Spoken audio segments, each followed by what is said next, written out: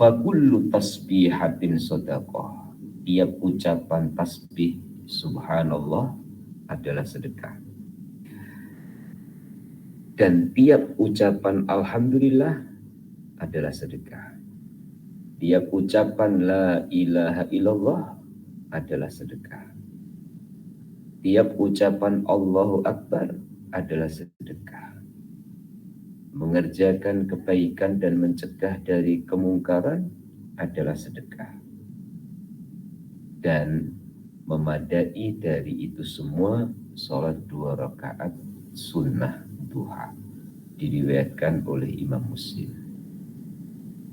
Jamaah pengajian Riyadhus Shalihin yang dirahmati oleh Allah, hadis ini tidak sekali kita belajar, tapi sudah beberapa kali bertemu hadis ini di beberapa kitab yang telah kita pelajari yang lalu, termasuk dalam kitab hadis 40, juga termasuk dalam kitab Tanbihul Ghafilin yang dulu pernah kita pelajari, sehingga ulasan dan penjelasan yang akan saya jelaskan ada pengulangan dan ada penambahan. Semoga dimudahkan oleh Allah untuk tambah memahami dan berpeluang pula untuk kita mengamalkan sesuai dengan kemampuan kita.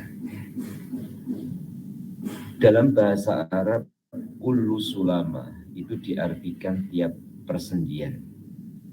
Masya Allah, kita lihat dalam diri kita ini bagaimana Allah Ta'ala menyusun saraf yang seirama dengan keinginan kita.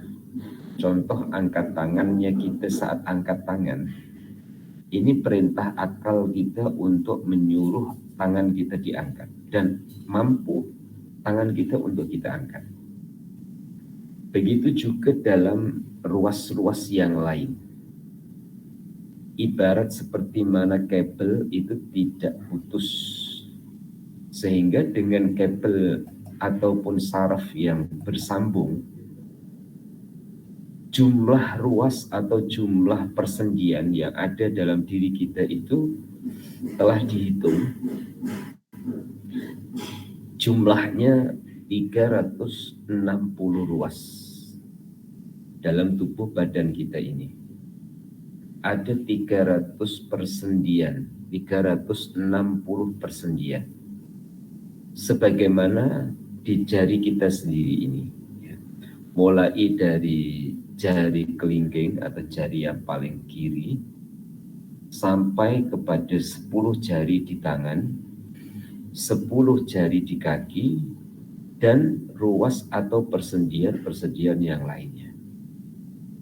Alhamdulillah, saat kita merasakan bahwa Allah benar-benar membuktikan kekuasaannya dalam diri kita, saat itu pula kita lakukan ibadah fardu yang berupa sholat, kemudian angkat tangan dan mengucapkan Allahu Akbar.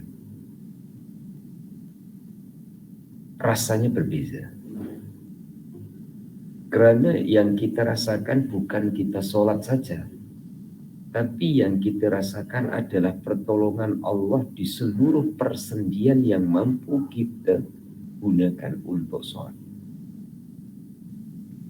Kuasa Allah Ta'ala yang sangat besar, yang Allah Ta'ala letakkan pada penciptaan diri kita ini, baginda Rasul Muhammad SAW mengingatkan, kewajiban tiap-tiap sendi di setiap pagi, kewajiban setiap ruas yang tersusun dalam tubuh badan kita ini, setiap paginya ada kewajiban kullu sulama min ahadikum sedekah. Ada kewajiban untuk sedekah. Apa itu sedekah? Ya, supaya kita tidak hanya membayangkan sedekah itu hanya berupa finansial berupa mata uang atau berupa kebendaan. Sedekah itu adalah dari bahasa Arab fi'il madhi, sodako yasduku sodakotan. Dari kosakata yang mempunyai arti ataupun makna sodako itu membenarkan, mengakui kebenaran Allah Ta'ala dalam beberapa kurniaan dan pemberiannya. Nah, membenarkan Allah berarti membenarkan perintah Allah. Membenarkan perintah Allah berarti melaksanakan perintah Allah. Melaksanakan perintah Allah berarti sedia untuk khidmat kepada Allah. Sedia untuk khidmat kepada Allah berarti ikhlas beramal karena Allah. Nah, 360 persendian Allah menciptakan tubuh badan yang kita pakai pagi ini untuk pengajian kitab Riyadhus Shalihin. Baginda mengingatkan supaya 360 ruas itu tadi dikeluarkan sedekahnya. Kemudian dijelaskan fakullu tasbihatin sedekah. Tiap ucapan tasbih itu sedekah. Muslimin dan muslimah supaya lengkap dari beberapa sisi untuk memahami ucapan tasbih itu sedekah. Jangan hanya memandang satu anggota yang seakan-akan terpisah dengan anggota lain. Tidak. Memang kata-kata subhanallah itu lisan kita berbicara. Tapi lisan kita tidak terlepas atau tidak terpisah dengan anggota-anggota lain. Sehingga ucapan tasbih walaupun diwakilkan oleh lisan untuk mengucapkan, anggota lain pun ikut serta. Semoga penyertaan anggota lain, yakni seluruh anggota atau 360 ruas dalam tubuh badan kita itu juga bertasbih seperti tugasnya lisan untuk mengucapkan kalimat tasbih. Insya Allah tasbih itu akan diterjemahkan dalam bentuk perbuatan. Lisannya mengucapkan, tangan bertasbih bagaimana? Apakah keluar bunyi kemudian kita dengar tangan kita ini keluar suara seperti lisan kita bersuara? Tentu tidak. Tapi anggota-anggota 360 anggota persendian ini bersedekahnya melalui lisan bertasbih adalah apa yang mampu dilakukan sebagai bukti tasbih yang diucapkan. Intinya ada dua yang nanti ada di bawah. Apa intinya? Lakukan kebaikan, tinggalkan kejahatan. Di situ. Ya. Kemudian baginda juga sebutkan wa kullu tahmidatin sedekah. Alhamdulillah juga sedekah. Wa kullu tahlilatin sedekah. Baca la ilaha illallah sedekah. Wa kullu takbiratin sedekah. Baca takbir juga sedekah.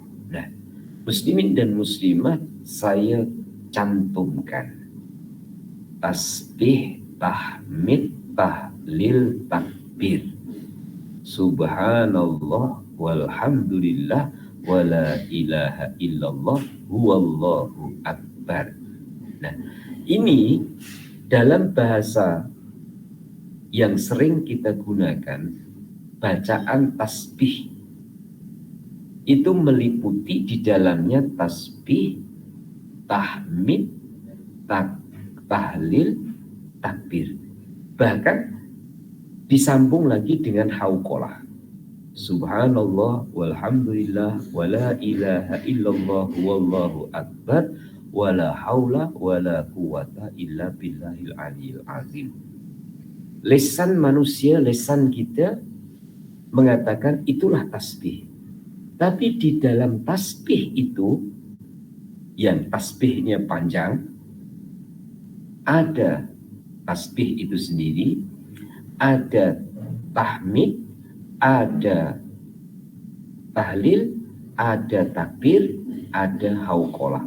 5 dalam rangkaiannya.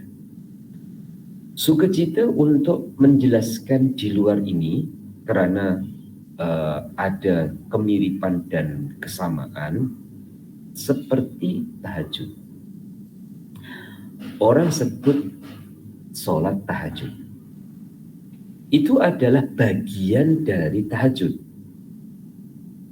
Sebenarnya sholat-sholat yang dilakukan di waktu tahajud itu namanya tahajud. Baik tasbih, baik sholat hajat, baik sholat taubat, ya, baik sholat witir, itu namanya tahajud. Kemudian meniatkan sholat sunnah tahajud.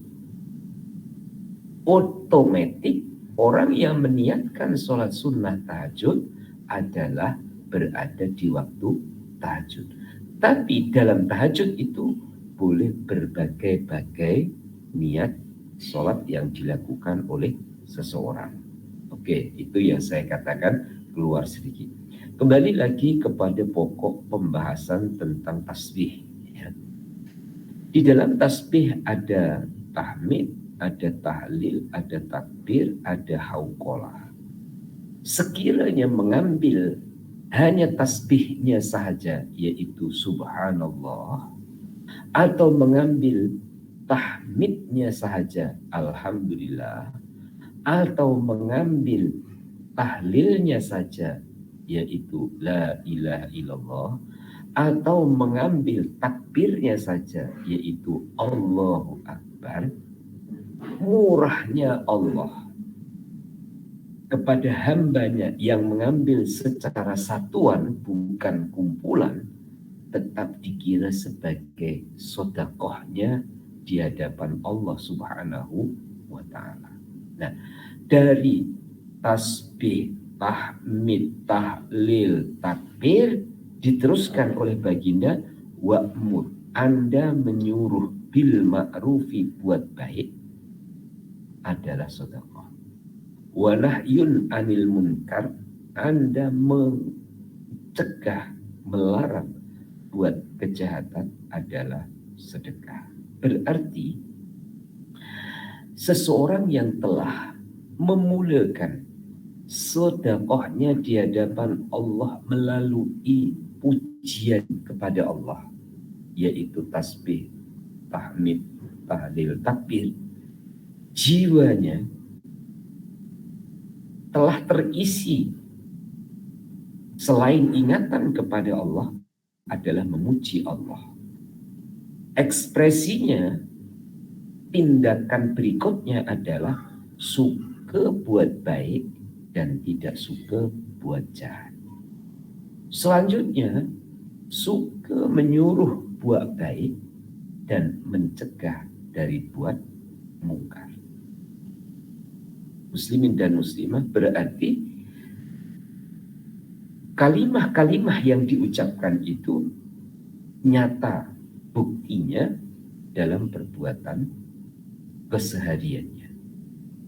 Kemudian oleh baginda memberikan garis kesimpulan, wa yujzi'u min zalika rak'atani yarka'uhuma minad duha. Semua itu memadai dengan sholat 2 rakaat di waktu pagi, namanya sholat duha. Hukumnya sunnah, karena 2 rakaat yang wajib itu adalah subuh, di waktu subuh. Kemudian hukum sholat duha selepas terbitnya matahari, hukumnya adalah sunnah. Nah, hukum sunnah ini, muslimin dan muslimah, ya, menunjukkan kerelaan, keikhlasan, kesediaan sebagai seorang hamba menghambakan dirinya kepada Allah Subhanahu wa ta'ala. Memang tingkatan manusia berbeza-beza imannya.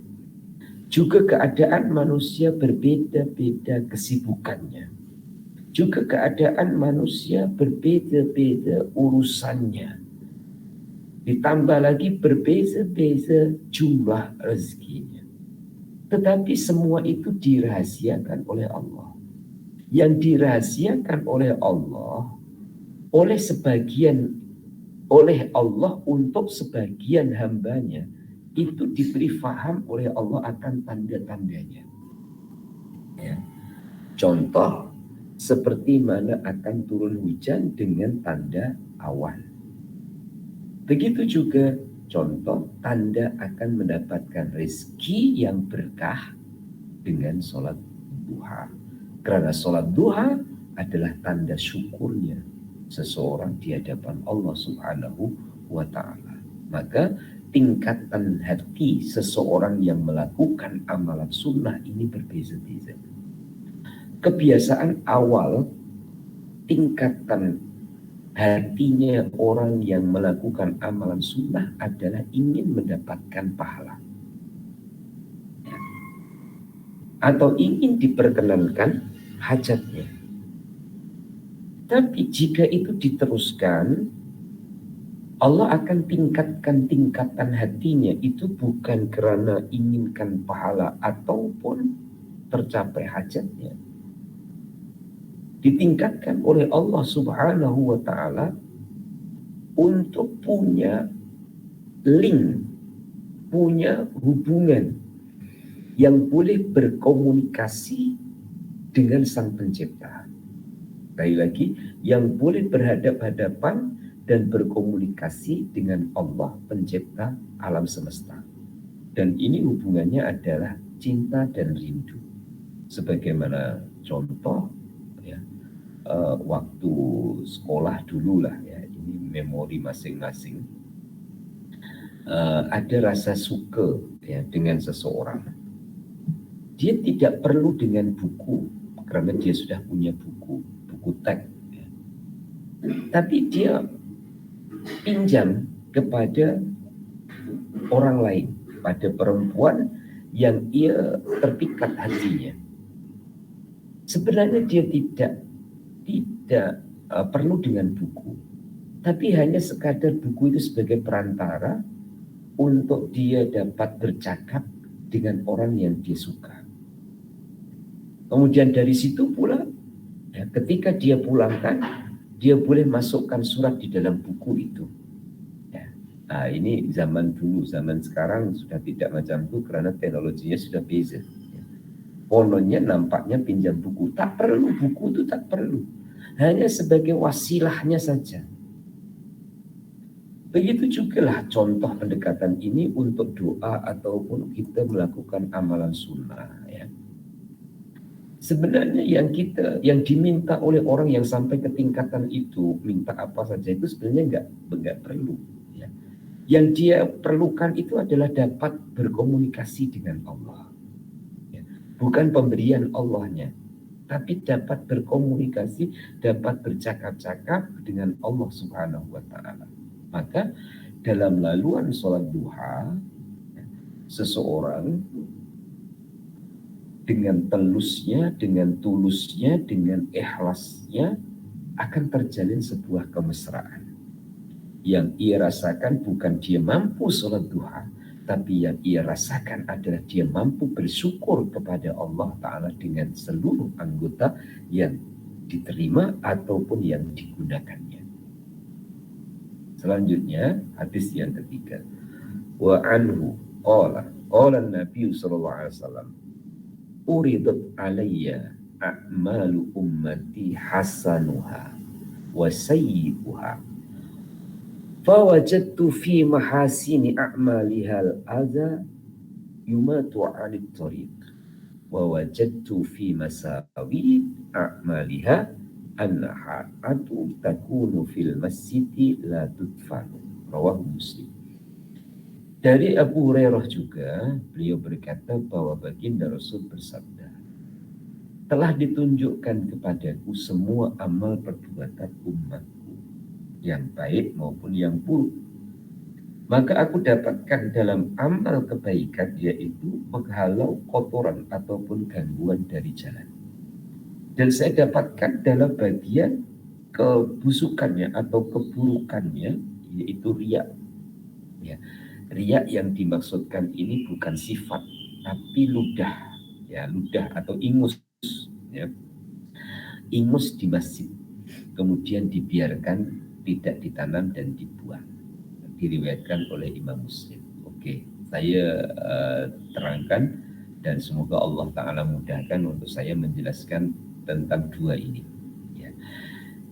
Yang pertama, ya, penjelasan yang pertama sebelum pembahasan 1 dan 2. Allah itu sangat-sangat maha berkuasa. Sedikit demi sedikit kuasa Allah Ta'ala difahamkan kepada hambanya. Bukan hanya ditunjukkan, kalau ditunjukkan itu sudah. Sedikit demi sedikit difahamkan. Seperti mana teknologi kita hari ini. Sebenarnya dari awal ya, Nabi Adam turun ke bumi, fasilitas itu sudah ada. Fasilitas keperluan manusia sudah ada. Sehingga bertahap tamadun manusia dalam menggunakan fasilitas yang ada sampai hari ini teknologi kita dalam handphone umpamanya ya, sudah sampai kepada peringkat 3G, 4G ya.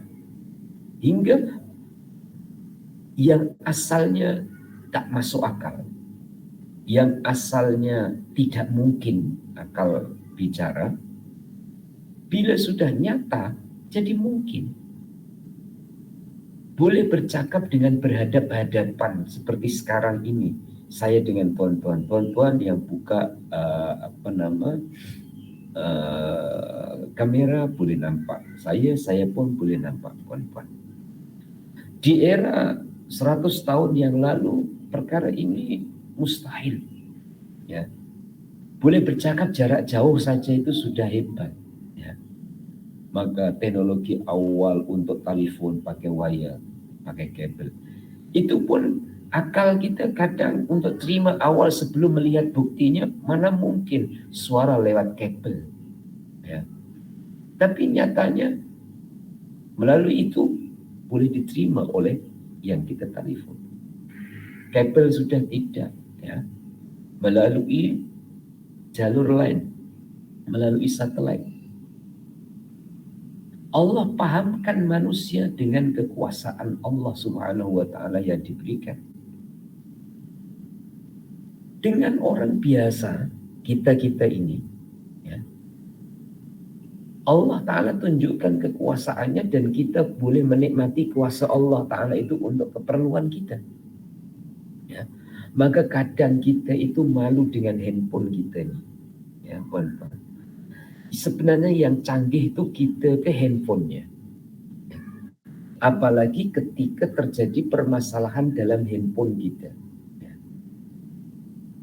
Kita sendiri tak dapat untuk betulkan. Kita kena pergi kedai, tanya, di repair. Ya. Tapi ketika dah jadi, kita bawa seakan-akan kita itu hebat punya handphone. Ya. Padahal teknologi handphone ini diberikan oleh Allah Ta'ala kepada siapapun. Orang yang sholat ya boleh punya handphone, orang yang tak sholat boleh punya handphone. Orang baik boleh punya handphone, orang yang belum baik pun punya handphone. Bayangkan, bagaimana orang yang baik di sisi Allah Subhanahu wa Ta'ala. Tentu Allah fahamkan yang lebih tinggi lagi dari yang Allah fahamkan dan berikan kepada orang biasa. Ke siapa itu yang ada hubungannya dengan hadis ini? Adalah kepada baginda Rasul Muhammad SAW. Orang yang baik bukan hanya baik, terbaik. Sudah pasti Allah Ta'ala fahamkan dan berikan yang lebih baik dan yang lebih canggih dari yang diberikan oleh Allah Ta'ala kepada orang biasa, kepada orang-orang seperti kita ini. Apa yang diberikan oleh Allah kepada baginda yang disebutkan dalam hadis ini? Uridat alayya a'malu ummati. Telah ditunjukkan amal-amal umatku. Ya. Muslimin dan muslimah, bayangan kita ada screen besar. Ya. Kemudian baginda Rasul dapat melihat tingkah laku perbuatan umatnya. Supaya lebih spesifik, kita kembalikan ke diri kita. Tingkah laku dan perbuatan kita. Masya Allah. Ya.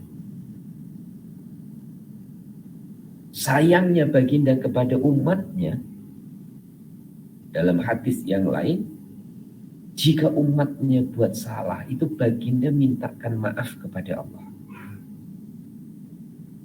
Jika kita ini buat baik, baginda doakan semoga diterima oleh Allah. Walaupun kebaikan-kebaikan itu banyak kekurangan ataupun kecacatannya. Nah, yang seperti itu, tidakkah kita memperbanyakkan salam dan sholawat kepada baginda dan mendoakan baginda seperti baginda pun selalu mendoakan kita. Nah, baginda Rasul ditunjukkan oleh Allah Ta'ala amalan hambanya. Amalan yang ditunjukkan itu bukan yang besar-besar saja. Amalan yang kecil pun ditunjukkan. Apa itu? Fawajadtu fi mahasini a'maliha al-aza yumatu anit turiq. Ya. Amalan membersihkan kotoran ataupun membersihkan sesuatu yang membahayakan bisa diartikan duri di jalan, hanya diketepikan saja. Itu pun ditunjukkan oleh Allah. Artinya, walaupun amal itu terpandang kecil, ya, amal itu ditunjukkan oleh Allah Ta'ala kepada baginda Rasul Muhammad Sallallahu Alaihi Wasallam. Nah, muslimin muslimah merujuk kepada kata-kata a'malu ummati yang ditunjukkan oleh Allah kepada baginda adalah amal umatnya. Orang-orang yang hidup selepas baginda Rasul Muhammad SAW berarti hidup di zaman umat baginda. Kita ini hidup di zaman umat baginda. Semoga kita diakui sebagai umatnya dan mendapatkan syafaatnya. Dan amalan yang kita lakukan ini ditunjukkan oleh Allah Ta'ala baik yang kecil maupun yang besar. Amalan yang baik maupun amalan yang tidak baik.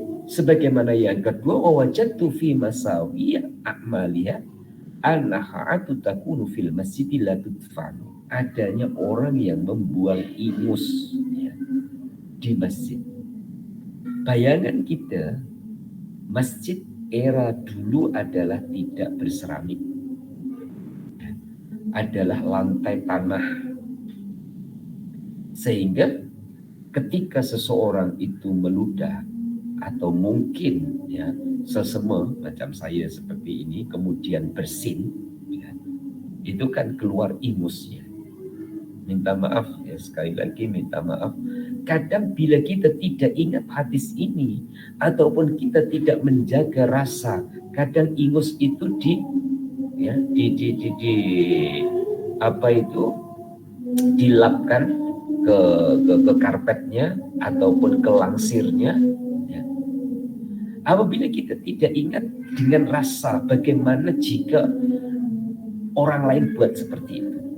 Ya. Perkara yang remeh. Kadang-kadang minta maaf, ya, bukan hanya itu. Lepas makan daging, ya, lepas makan daging, masih ada di sela-sela gigi. Kemudian dia keluarkan dari mulutnya. Itu kadang tidak dibuang di tempat sampahnya walaupun kecil, tapi hanya diletakkan ataupun letak di sebelah dia tempat duduk. Sehingga walaupun kecil itu menurut kita, tapi menurut semut itu besar, maka menyebabkan datangnya semut dan hewan-hewan yang memakan itu. Mungkin orang lain tidak melihat, ya. Akan tetapi yang orang lain tidak melihat itu, baginda mengabarkan, Allah tunjukkan kepada baginda. Berarti hadis ini memberi semangat kepada kita untuk berbuat baik dan memberi semangat kepada kepada kita untuk tinggalkan yang tidak baik walaupun itu kecil. Lanjut. Wa anhu anna nasan qalu ya Rasulullah dhahaba ahlu dusuri bil ujuri yusalluna kama nusalli wa yasumuna kama nasumu wa yatasaddaquna bifuduli amwalihim. Qala awalaysa qad ja'alallahu lakum ma tasaddaquna bihi inna bi kulli tasbihatin sadaqah wa kulli takbiratin sadaqah wa kulli tahmidatin sadaqah wa kulli tahlilatin sadaqah wa amrun bil ma'rufi sadaqah wa nahyun anil munkari sadaqah wa fi bud'i ahadikum sadaqah. Qalu ya Rasulullah ayati ahaduna syahwatahu wa yakunu lahu fiha ajrun. Qala ara'aytum law wada'aha fi haramin akana alaihi wizrun fakadzalika idza wada'aha fil halal kana lahu ajrun. Rawahu Muslim. Yang artinya dari Abu Dzar juga bahwa beliau bercerita ada beberapa orang bertanya kepada Rasulullah, ya Rasulullah, orang-orang kaya telah memborong semua pahala. Mereka sholat sebagaimana kami dan mereka puasa sebagaimana kami puasa. Di samping itu mereka masih dapat bersedekah dengan kelebihan harta kekayaan mereka. Jawab Nabi, tidakkah Allah telah memberi kepadamu kesempatan untuk bersedekah? Sesungguhnya tiap bacaan tasbih itu suatu sedekah, dan tiap takbir itu sedekah, dan tiap tahmid itu sedekah, dan tiap tahlil juga sedekah. Menganjurkan kebaikan itu sedekah, mencegah kemungkaran itu sedekah. Bahkan dalam persetubuhan itu juga dianggap sedekah. Mereka bertanya, ya Rasulullah, masa atau takkan seorang memuaskan syahwat hawa nafsunya mendapat pahala? Jawab Nabi, bagaimana pendapatmu andaikan ia dipergunakan pada yang haram? Apakah mendapat siksa atau dosa? Maka demikianlah sebaliknya jika diletakkan pada yang halal, tentulah mendapatkan pahala. Diriwayatkan oleh Imam Muslim. Hadis ini juga bukan kali pertama kita pernah belajar melalui kitab-kitab sebelumnya. Hanya saja bertemu lagi pasti ada kebaikan dari Allah untuk kita, menambahkan wawasan, pengetahuan, dan keyakinan. Saya awali dengan menjelaskan tentang qada dan qadar. Allah Tuhan yang Maha berkehendak menghendaki manusia itu diberikan lebihan. Ada yang dikehendaki oleh Allah Ta'ala cukup, tidak lebih. Ada yang dikehendaki oleh Allah Ta'ala kurang. Maka dalam hidup ini ada kurang, ada cukup, ada lebih. Yang manakah kita? Pasti silih berganti. Ya. Tidak semestinya orang yang banyak duitnya itu tidak merasa kurang. Maka baginda Rasul pun mengingatkan, ya, orang kaya punya emas 1 gunung masih merasa kurang, ingin punya 2. Bila punya 2 masih merasa kurang, ingin 3, dan seterusnya. Nah, itu adalah sifat manusia, kurang dan kurang. Walaupun sebenarnya apabila dihitung, ya, itu tidak ada manusia yang kurang. Contoh, sekarang ini adalah pukul 9:10 waktu kami di sini.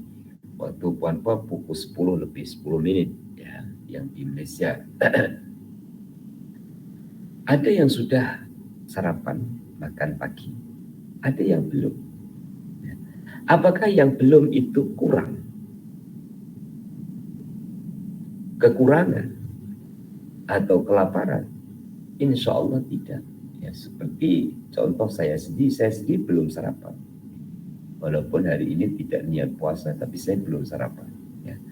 Nah, para jemaah yang dirahmati oleh Allah, manusia pada saat memerlukan sesuatu, tetapi tertangguh, dan dia belum mengambil bagiannya, sebenarnya bagian untuknya itu sudah ada. Rizki hari ini itu sudah ada. Maka jika ada orang yang persangkaannya kepada Allah Ta'ala belum baik, kemudian merasa tidak dicukupi oleh Allah, insya Allah itu bukan jamaah Riyadhus Shalihin. Jamaah Riyadhus Shalihin harus merasa dicukupi oleh Allah. Apalagi ikut-ikut serta dalam memuji Allah. Hasbi Rabbi Jalallah ma fi qalbi illallah alal hadi sallallahu la ilaha illallah. Dalam kalimat itu awal hasbi Rabbi Jalallah, ya, cukuplah Tuhanku yang maha. Jamaah Riyadhus Shalihin semoga selalu merasa dicukupi oleh Allah. Pagi ini insya Allah dicukupi oleh Allah walaupun belum sarapan. Walaupun mungkin terasa lapar ataupun terasa haus. Tiba masanya pasti akan ada. Dicukupi oleh Allah walaupun pada pagi ini mungkin ada yang kurang sehat dari segi fisiknya. Tapi alhamdulillah, ya, ia selalu merasa didampingi dengan rahmat Allah Subhanahu wa Ta'ala. Sehingga didampingi dengan rahmat Allah, inilah yang membahagiakan, menenteramkan jiwa kita, menenangkan hati kita. Nah, ada orang merasa kurang, ada cukup, ada lebih. Saya percaya jamaah Riyadhus Shalihin adalah di peringkat orang-orang yang diberikan lebih oleh Allah, bukan hanya sekadar cukup. Ya. Tentang harapan, keinginan untuk sesuatu yang kita inginkan, kemudian belum ada, ini bukan berarti tidak ada. Maka saat orang-orang yang kurang dalam urusan rezekinya berhadapan dengan baginda Rasul Muhammad Shallallahu Alaihi Wasallam yang seakan-akan itu menanyakan yang ada hubungannya dengan suasana hati. Apa itu? Ya. Orang-orang yang banyak duitnya itu telah banyak memborong pahala ya Rasulullah.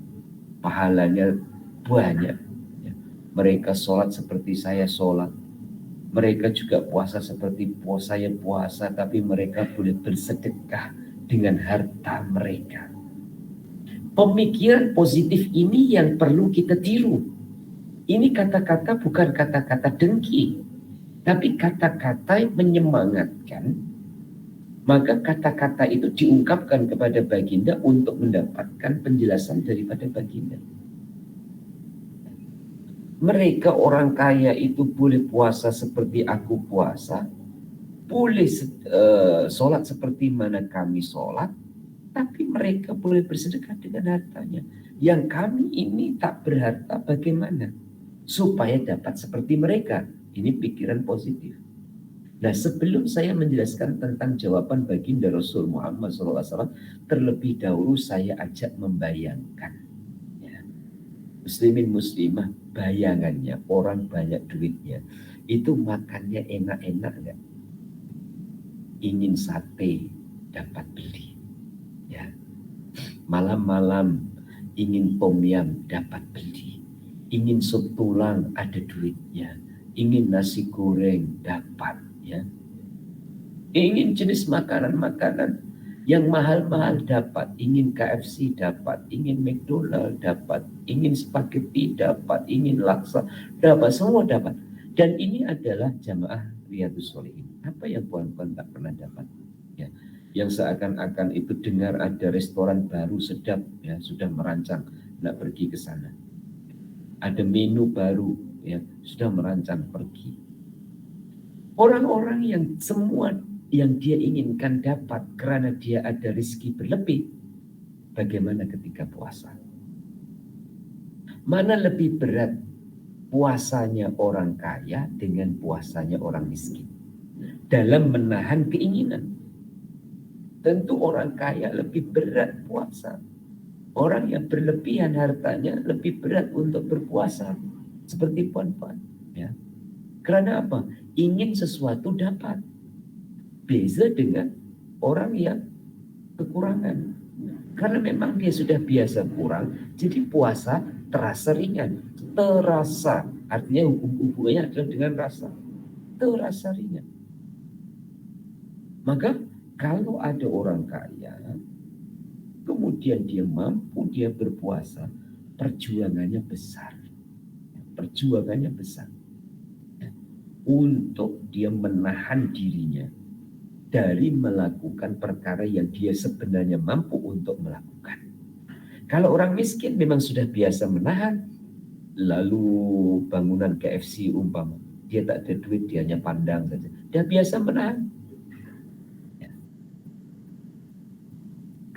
Lalu rumah besar, dia ingin, tapi dia tak mampu, ditahan. Nampak kereta cantik, ya, dia ingin, tapi tak mampu, dia tak ada, biasa menahan. Maka puasa itu artinya menahan. Nah, orang kaya yang berkemampuan untuk melakukan atau mendapatkan sesuatu yang dia inginkan, kemudian dia tetap menahan, ya, puan-puan, adalah sebuah perjuangan. Nah, hal itu, puan-puan, oleh orang-orang yang diuji oleh Allah dengan kekurangan, berhadapan dengan baginda, menghadap kepada baginda, menyampaikan hal itu. Ya. Tapi dia belum menjiwai bahwa puasanya orang kaya itu sebenarnya lebih berat daripada puasanya orang miskin. Ya. Dari satu sisi, ya. Dari sisi yang lain tetap akan dibantah. Iya memang berat, tapi nanti ketika berbuka dia boleh beli apa saja. Sedang saya berbuka nasi dengan tempe saja umpama. Nah itu hatinya orang yang jealous ataupun hati orang yang dengki, ya. Coba pikir yang positif dulu. Oke. Setelah baginda mendapatkan aduan seperti itu, baginda memberi jawaban yang sangat bijaksana. Jawaban baginda adalah hubungannya dengan Allah, disambungkan ke Allah, supaya tidak dimasuki oleh bisikan-bisikan syaitan, yang bisikan-bisikan itu boleh melemahkan keimanan. Baginda sambungkan kepada Allah tasbih, tahmid, tahlil, takbir, itu adalah sedekah bagi kamu. Kamu suruh buat baik, itu sedekah bagi kamu. Kamu larang orang buat yang tidak baik, itu sedekah bagi kamu. Bahkan kamu mendatangi istrimu, itu juga sedekah bagi kamu. Artinya, andaikan tidak mampu dari satu sisi, masih banyak sisi yang lain. Andaikan tidak mampu dengan satu cara, masih banyak cara yang lain.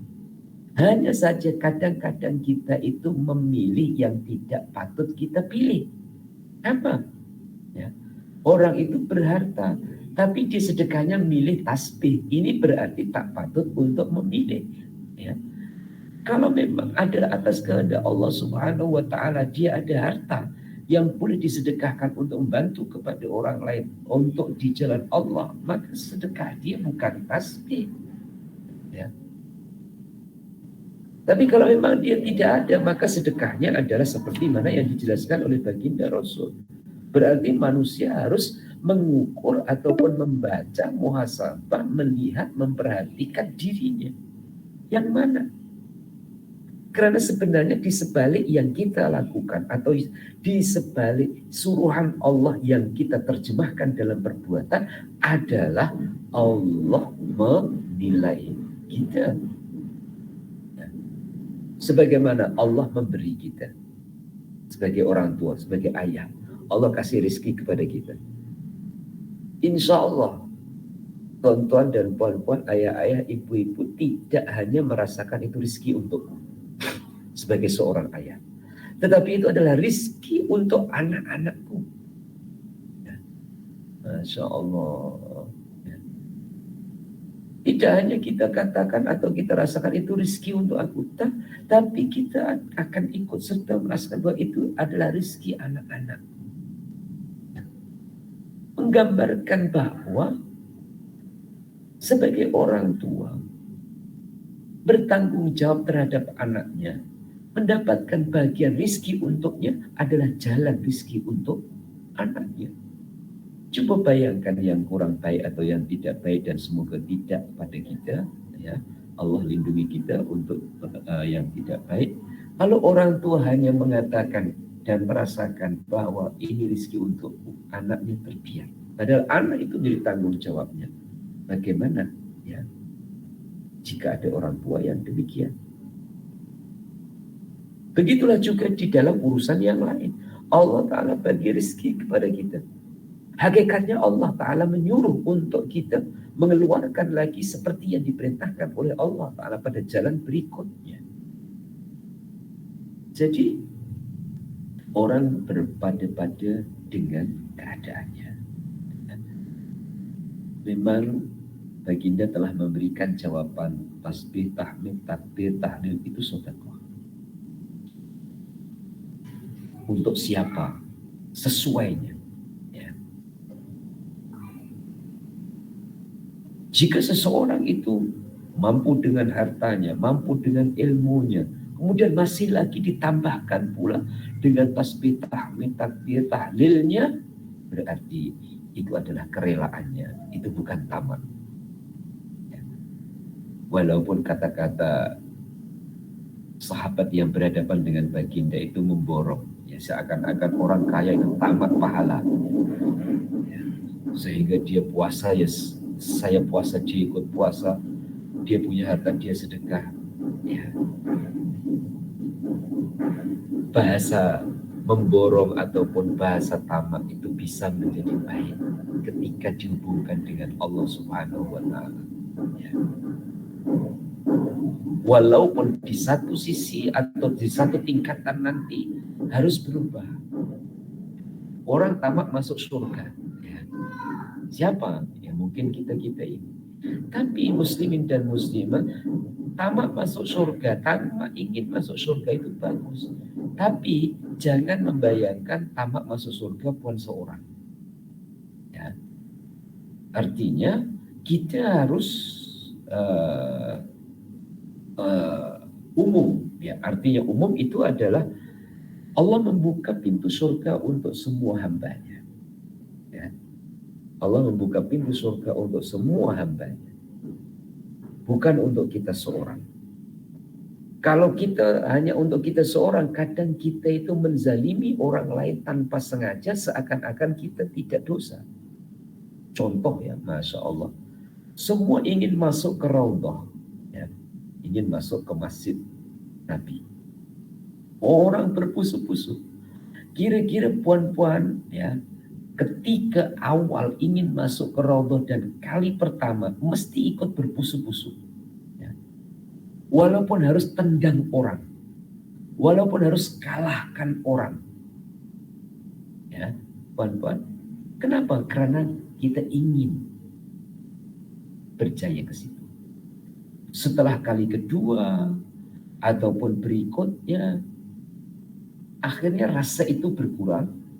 Bila rasa itu berkurang, ikut kepada keadaan.